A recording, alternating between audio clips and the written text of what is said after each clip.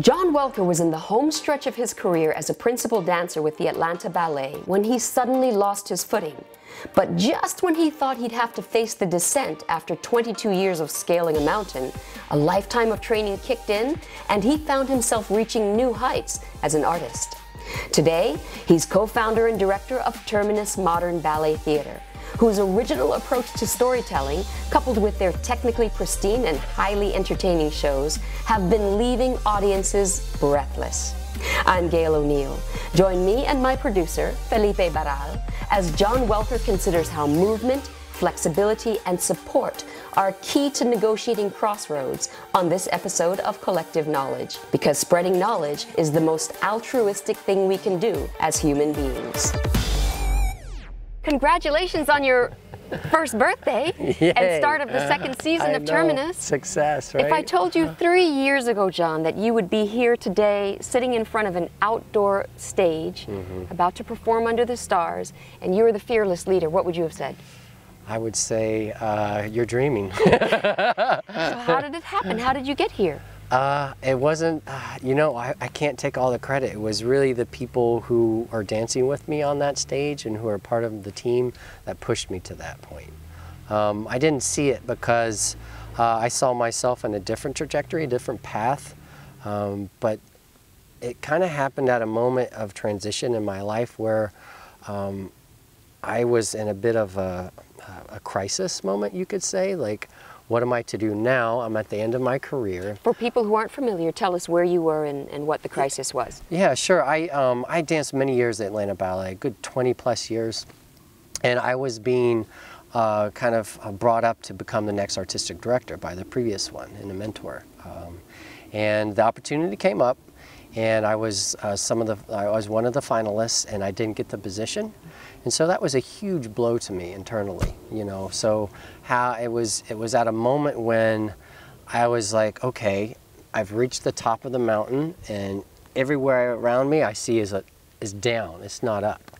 You know, so what now? What can I do now? I didn't see the choices that could allow me to build where I was already, right? Everything I looked around that I thought was my choices that were available to me was down. A demotion. And so what happened is that some of my fellow dancers who were with the Atlanta Ballet said, let's start our own thing. And so this led me on a kind of a mental journey, if you will, that allowed me to see that I wasn't looking at all the options, you know, that really there was a path that I could still do what I love and still do what I wanted to do and still do it with the people that inspired me. And so I just had to be willing to take that commitment, and they're the ones who pushed me there. Okay, so it must have been quite a shove, because at the time you were dad to, Lucas was what, 3 years old? 2.5, 3 years old at the time? Your wife had retired from the ballet, so you're sacrificing a paycheck, you're sacrificing stability, you are sacrificing the comfort, really, of being someone who is following the lead to be a leader and forging a new path. So what made you think, okay, yeah, well, yeah, it was one of those moments. It's like, it's either now or never, right? And so, are you willing to have the faith to do that? Do you trust the people who are around you? These are the questions I was asking myself. I was trying to make the decision on what to do, and thankfully, much of that was already in place. It was just, am I willing to do it or not? Yeah. Are you willing to get out of your own way? Exactly. And how did you determine that you wanted to introduce modern ballet to the repertory? That came as part of the discussion. So what was really beautiful about our starting and our beginnings is that we were already a collective of 5 people who knew each other so closely that we just started talking. It just came out from a conversation, and a large part of that was just, what are we going to call ourselves? That's going to define ourselves to the public. And so we talked and we talked, and we wanted to connect ourselves to Atlanta, the place in which we were practicing our art and in which we wanted to showcase our art, but without directly stating it. And one of the things that came up was ballet, right? And so one of the things that I've always been trying to get around and trying to figure out a way through is that there are such strong perceptions behind the word ballet, especially to people who are not initiated to it. So how do you get around that? Because I find it stunted. It is not, you know, and we have our own selves to kind of blame for that, because we don't see the word ballet in the minds of people who haven't been initiated to ballet yet, right? So that's where it's stunted more than anything.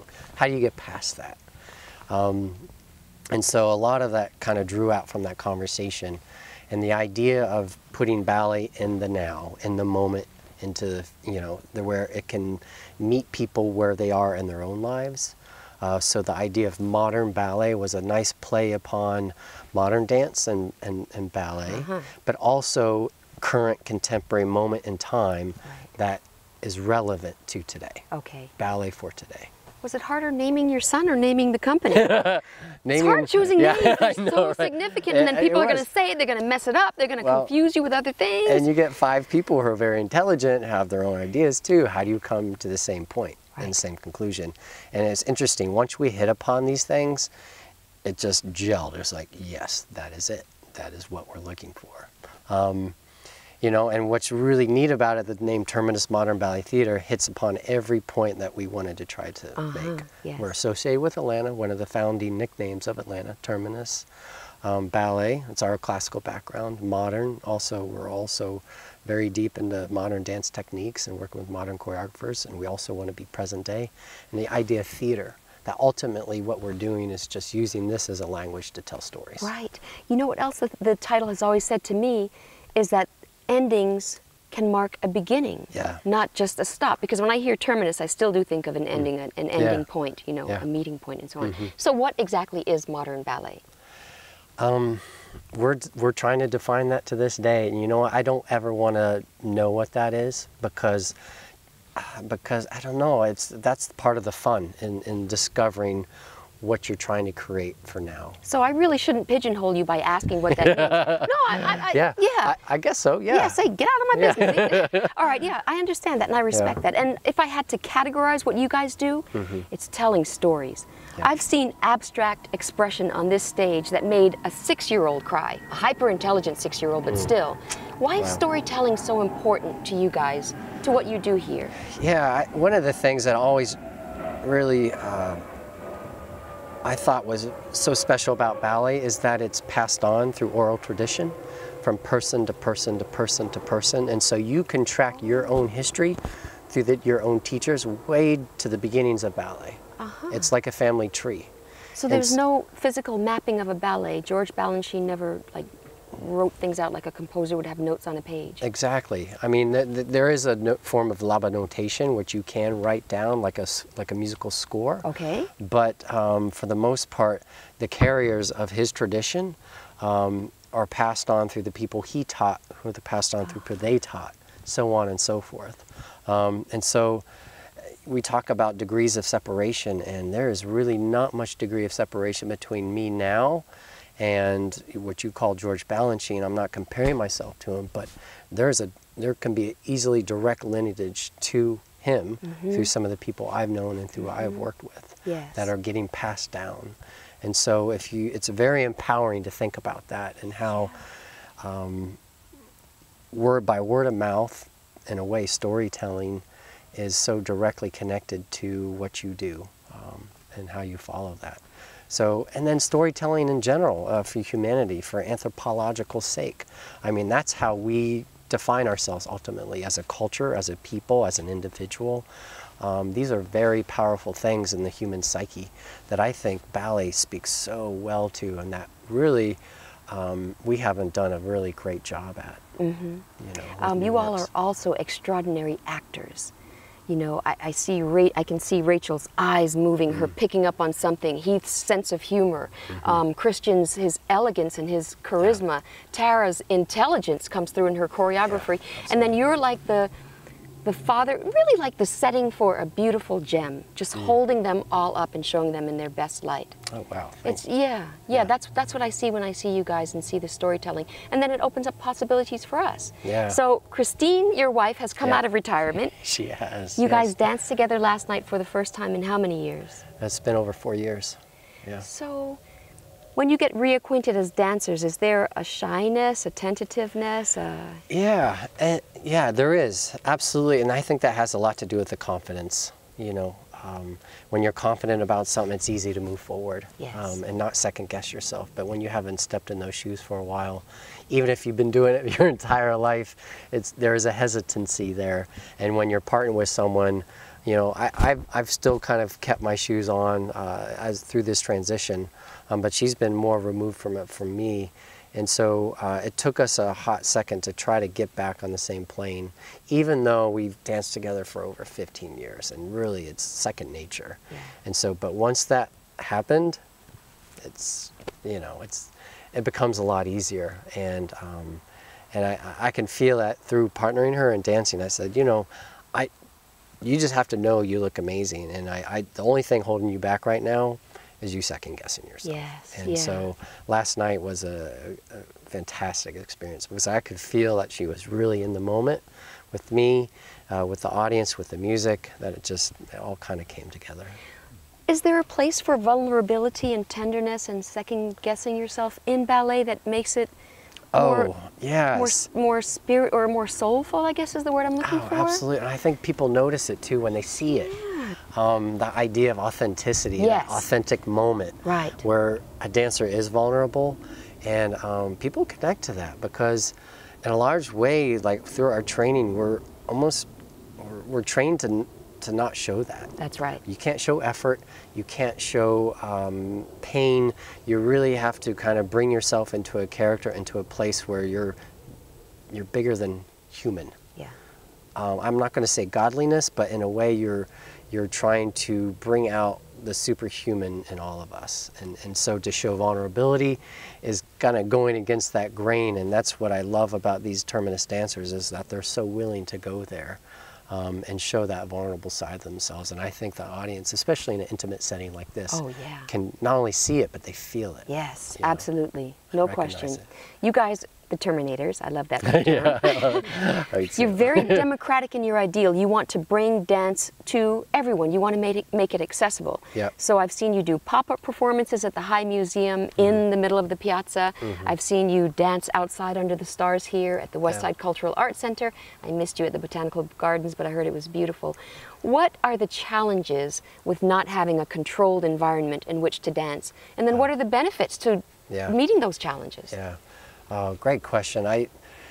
You know, you can kind of look in the outside setting and how much that can go wrong that you have absolutely no control over, and you start to realize how that creates a space for creativity. So you have to approach it in a way that you're working with your limitations rather than the possibilities, as much so as. And so the choices that you make directly affect what you can bring to the audience. So it's a big challenge for us, but it's just so important for us to do that, because you know, we get people in the audience who have not been to a ballet performance before, and they come up to us and they said, I forgot I was watching ballet. You know, I was just so into it. That was amazing. Thank you so much. And to us, that makes it so worth it. Yes. You know, and how we do it. But some of the more practical issues is rain, of course, and you can see all the expensive lighting equipment that we have that is out to the elements, and more than anything else, the floor. You know, for people who know, we dance on a marley floor that has just the right amount of friction to slide yet be able to grip. Oh, wow. And so as you push and you turn and you create torque, footwork is everything, and how your foot meets the floor and what it enables you to do the techniques that you need to do. And so dancing outside, anyone who's danced outside knows about dew point. What does that mean, moisture? Yeah, so when the moisture and the temperature drops to meet the dew point, everything, the moisture in there condenses, and it condenses on the floor, and it creates an ice rink. Oh, and so this is what we've been up against performing outside without, you know, heaters that can kind of keep the dew point at bay. So what we've done is we've come up with a new floor, and we're still kind of working out the kinks, but Heath, the choreographer for our show, this is a cork floor. That has softness, and does not get moist when the dew point drops. Oh, wow.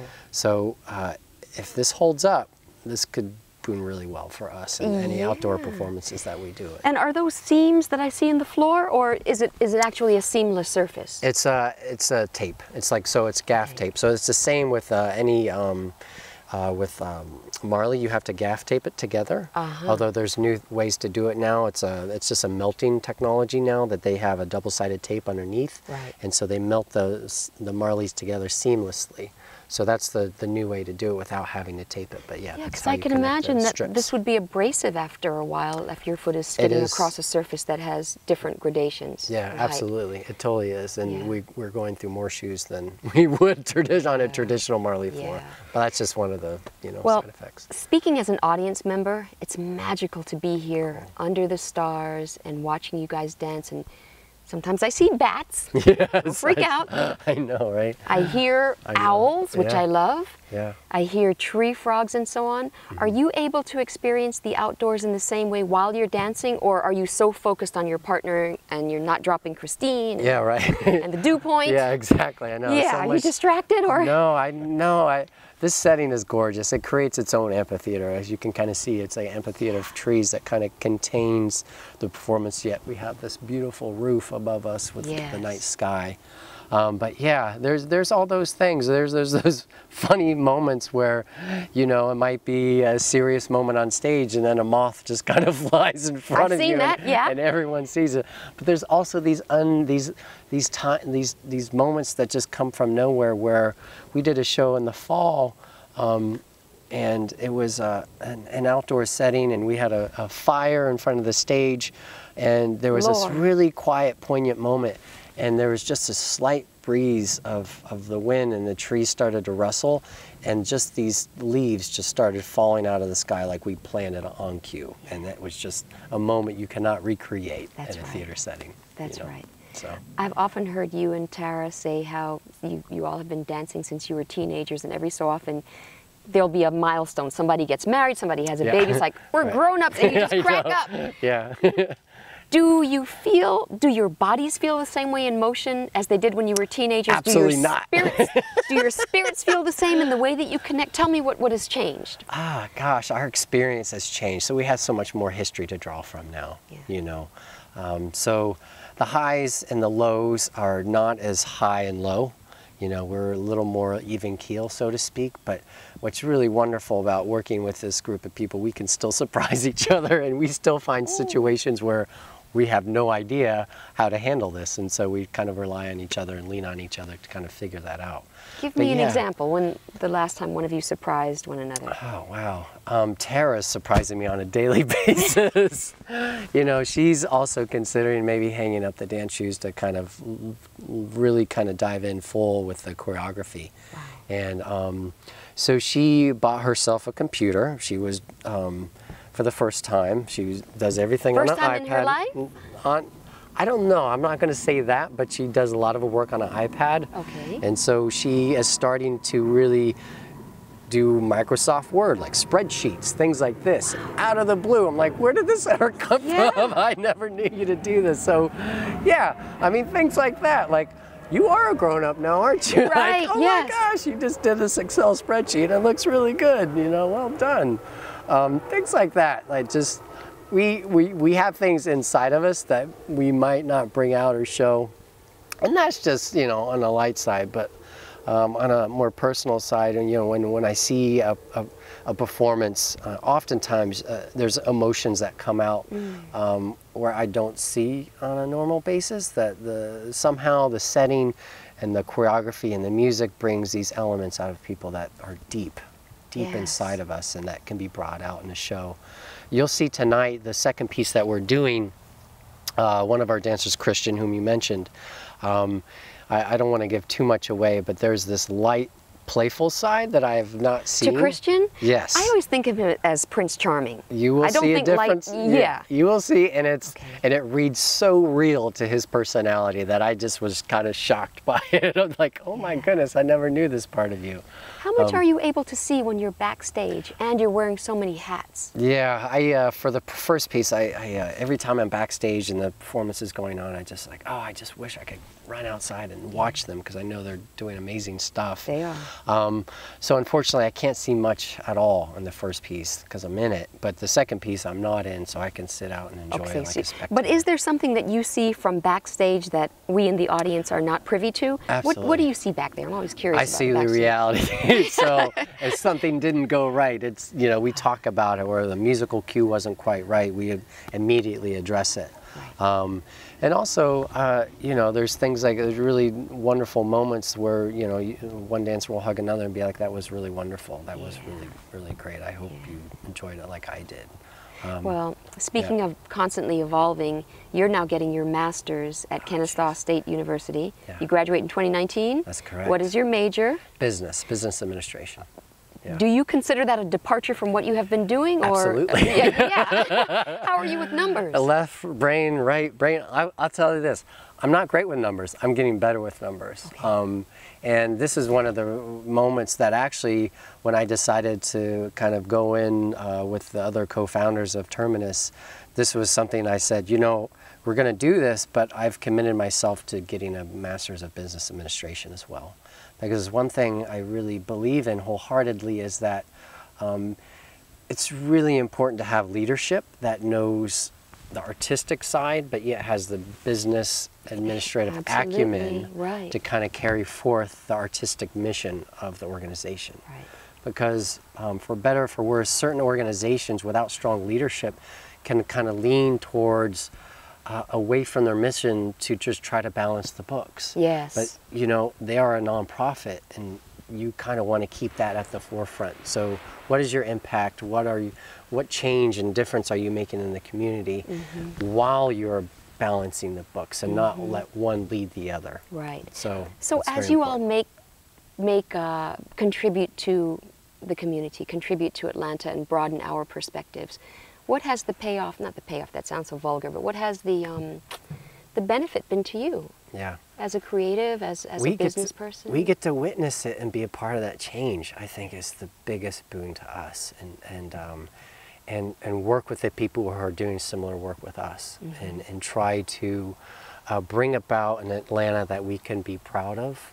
You know, when we look back 10 years from now, we can say, wow, wasn't that wonderful? And look where we are now. That's put us in a much better spot. So that is the payoff. That is the benefit to us. And that's kind of what we're working so hard to achieve. You know, because really, it just doesn't make sense for an arts organization to be like, we made so-and-so money in this year, and we're doing really well here. You know, great. You know, as long as you can do that, but to have that impact is what really, really matters. That's right. And so to be a part of that and to pay witness to that is what is really important to us. When Felipe and I were going through our wish list of people who we wanted to interview, your name came up because we thought you could impart wisdom about adaptability, change, flexibility, leaping off a cliff if you need to. Yeah. Yeah. Was there anything about your childhood, John, that told you that you had all of that in you, those capabilities and abilities and that courage? Gosh, or are no. you kind of shocked to find that you're... Yeah, I'm kind of shocked, you know, to be honest. To even like say I'm getting a master's in business is a huge departure for me. Yeah. You know, my father's a college professor. He's lived his life in academia. But they're also, both of my parents have their own nonprofits. And so I've seen them, through example, take that leap of faith and have the trust and willingness to let their purpose and passion drive them, even if it's not going to be financially rewarding. And so I've had that example. I've been blessed to have that. But yeah, to say that I'm going on. I hated school growing up. Me too. Yeah, I hated school. Kids don't listen. Yeah, it was not my thing. You know, I almost felt like I lived a double life between ballet and school. I grew up in inner city schools, so I had a very different life there than I did at ballet. And not to say one is better and one's worse, not at all. But the focus was very different, and one was not focused on what I was passionate about. Right. And it was not leading me in that direction. I just felt that. I felt that distance. Yes. So I was like, what benefit does this doing to me if I'm going to, you know, I already know what I'm doing. I'm doing the work that I need to do, so why do it? So, but then life happens and your perspectives change and you start realizing the benefit of what that can do. And so, hence a master's degree in business. So for viewers we're really keen on having people like you, thought leaders and innovators, share wisdom, the knowledge you've collected to help us be better. So for those of us who didn't grow up with parents who gave an example of take a leap, sometimes it can pay off. Give us 3 things we can do to just have the courage to make a change, to take a leap of faith. Yeah, small steps.